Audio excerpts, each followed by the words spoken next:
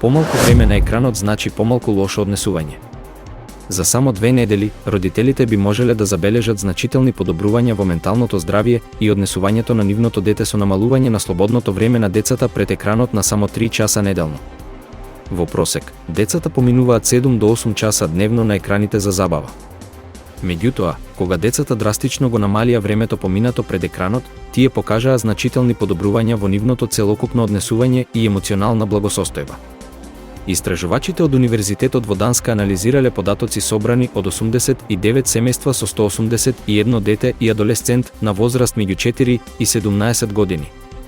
Од половина од семејствата беше побарано да го ограничат слободното време на нивните деца пред екран на максимум 3 часа неделно, голема промена од просечните 7 до 8 часа дневно што повеќето деца ги поминуваат.